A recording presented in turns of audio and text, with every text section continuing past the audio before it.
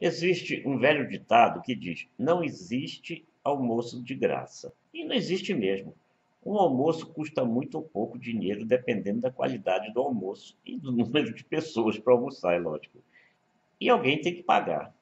Resta saber quem vai pagar para tornar o almoço possível, bem como qual vai ser a qualidade do almoço. Não existe reforma da Previdência de graça. Da mesma forma que o almoço, resta saber quem vai pagar. Eu já fiz vários vídeos neste meu canal abordando a Previdência Social. No primeiro deles, cujo link eu coloco logo acima, eu mostro os desvios de receitas e ainda assim nem essa ilegalidade as pessoas se sentem dispostas a combater. Olha só, se uma determinada forma de arrecadação foi determinada pela Constituição, só restam duas alternativas: cumpra-se ou mude-se a Constituição. Tudo que estiver fora disso é desvio, ou seja, é roubo. E algumas pessoas, pela forma como reagiram, demonstraram ser a favor de roubo, embora vociferem raivosamente contra desonestidades e corrupção. Talvez da boca para fora, né?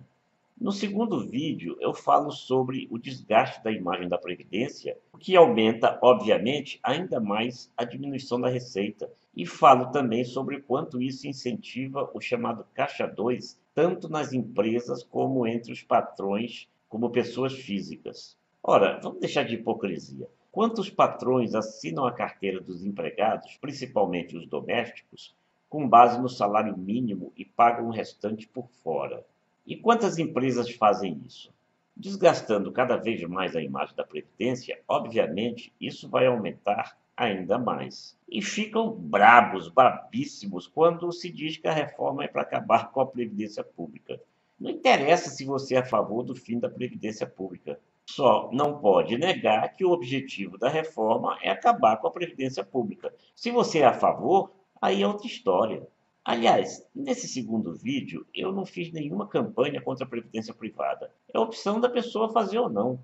E, aliás, nos vídeos que eu fiz, eu até demonstro como aderir com mais facilidade à previdência privada, se é esse o seu objetivo.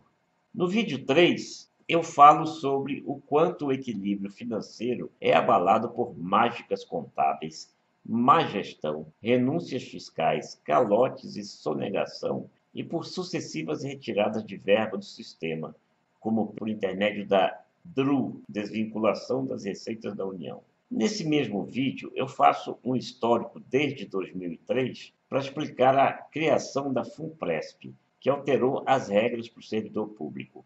E enfatizo ainda que só a tal da DRU tirou da Previdência mais de 1,3 trilhão de reais. Ou seja, mais do que o ministro da Economia diz que quer economizar em 10 anos com a reforma da Previdência que ele tenta aprovar no Congresso. Quando me perguntam com insistência se eu sou a favor da reforma da Previdência, eu respondo com outra pergunta: quem vai pagar a conta? Falar em 1 trilhão de reais de economia impressiona as pessoas, mas é preciso enfatizar que a reforma da Previdência é, acima de tudo, uma questão política e não apenas numérica.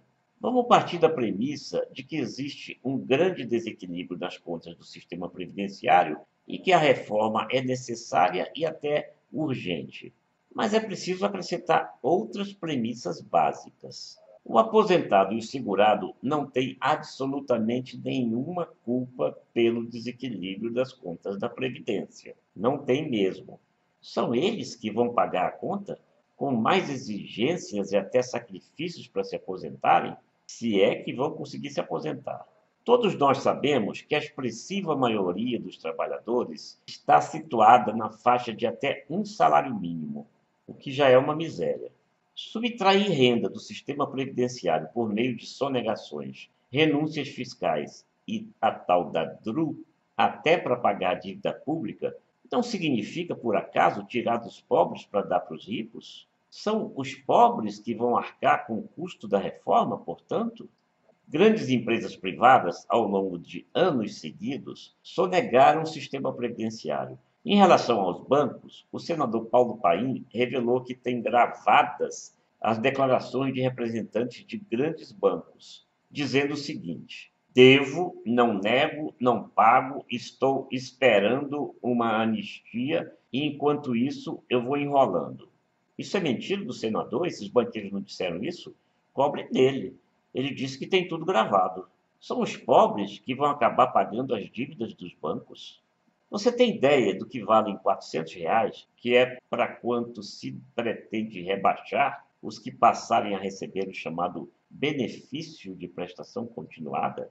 São, então, os idosos e deficientes que não podem se manter e não podem ser mantidos por suas famílias, os que vão ser incluídos entre os que vão pagar pela reforma? Aliás, essa é uma proposta do projeto considerada tão absurda que já existe quase que um consenso de que se trata de um tal do bode do projeto, sabe? Aquela proposta que é inserida para depois ser retirada, para parecer que o projeto é menos ruim do que ele realmente é, porque as pessoas se sentem aliviadas com a retirada daquele item. É o tal do bode que está no elevador e que quando sai todo mundo fica aliviado. Tem ainda muitas questões a serem colocadas, mas eu não vou perder muito tempo nem tornar esse vídeo muito longo. Afinal, muitos vão compreender o que eu quero dizer, enquanto alguns vão me chamar de comunista, de petista e de outros istas, chamado que eu sou pelos membros vigaristas. Então, não vale a pena perder muito tempo.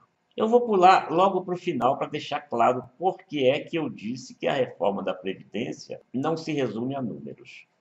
Ela é como o almoço, tem um custo e alguém tem que pagar. Resta saber quem vai pagar. O desafio do governo é provar que, desta vez, ao contrário do que sempre acontece, quem vai pagar não são os pobres. Será que ele consegue provar isso? Provar falando a verdade, é lógico. Se conseguir provar falando a verdade, a reforma está aprovada.